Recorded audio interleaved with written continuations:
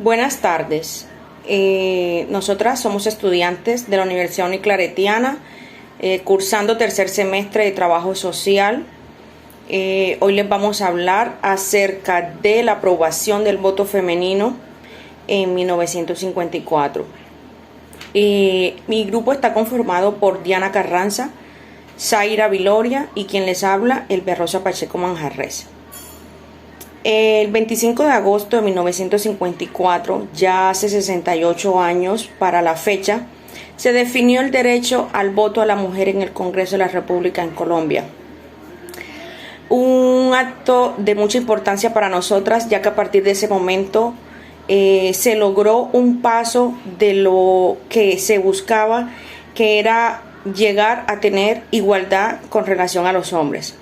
En el Congreso de la República ese día habían opositores los cuales abandonaron la sala, mientras que se ganó un total de 60 votos a favor, ninguno en contra, ya que como comentaba, los opositores salieron de la sala. Hay dos abanderadas en ese momento en el Congreso de la República, que era Josefina Valencia y Esmeralda Arboleda. La importancia de esta aprobación fue que se tuvo una mirada más influyente, más justa. El primer voto de la mujer fue en el 1957, que se hizo para un referendo. La pionera de todo esto fue Ofelia Uribe. ¿Qué podemos decir? La pregunta es, en el contexto social, en el contexto político y económico. Bueno, en esa época las mujeres no tenían derecho a opinar en la parte económica. Si una mujer tenía herencia, dinero, esa herencia tenía que administrarla su esposo, y si no se casaba, pasaba a manos del gobierno. Por eso comenzó la lucha por la igualdad, porque las mujeres tienen la misma, tienen la misma autoridad para poder manejar sus finanzas.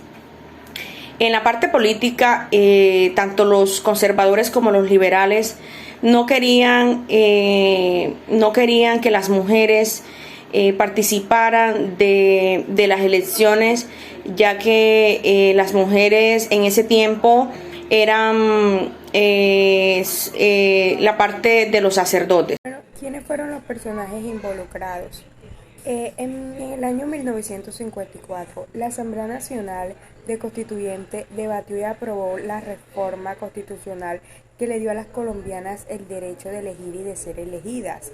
Esta conquista histórica se logró bajo el protagonismo de Esmeralda Arboleda y Josefina Valencia, quienes además fueron precedidas por María Correa Manrique, 1890-1985, quien desde Washington presionaba a la integración plena de Colombia de Comisión Interamericana de Mujeres y el cumplimiento de la petición de este organismo, que otorga el voto femenino en todos los estados del hemisferio. Desde los años 1929, el movimiento feminista se organizaba en Colombia con el fin de promover reformas que otorgaran a las mujeres derechos civiles y sociales, que la República les había negado por más de un siglo, lo cual se materializó a partir de 1930, en una serie de leyes que les permitieron acceder a la universidad y gozar de autonomía civil y económica.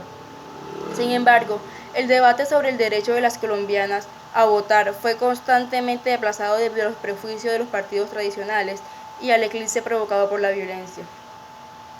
En primer lugar, es importante recalcar un hecho que la mayoría de las veces pasa desapercibido. En general, se tiende a pensar que la democracia colombiana fue el único régimen que por tanto tiempo negó el voto a las mujeres. Sin embargo, la exclusión en razón del sexo de las personas no fue un hecho parroquial distintivo de Colombia, sino que es un rasgo constitutivo de todas las democracias modernas. De hecho, la comunidad moderna de ciudadanos se constituyó en América Latina como en Europa o Norteamérica, sobre la base de fronteras de inclusión y exclusión fundadas en criterios de clase, sexo, raza, generación, nivel educativo y opción sexual.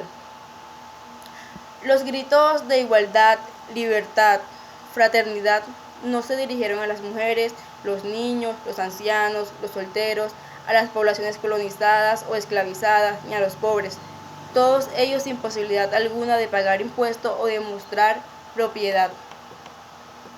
Como lo muestran estos hechos, las mujeres en razón de su sexo y de manera universal en Occidente fueron consideradas no aptas para la vida pública, asimiladas a menores de edad, consideradas sin uso de razón, las mujeres fueron catalogadas como dependientes, es decir, personas incapaces de tomar decisiones por sí mismas.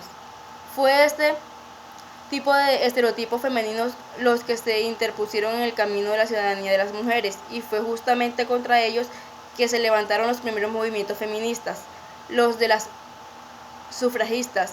Sus luchas alcanzaron distintos grados de eficacia política, pues mientras algunos estados federales de Estados Unidos aprobaron el derecho de las mujeres a sufragar y a ser elegidas.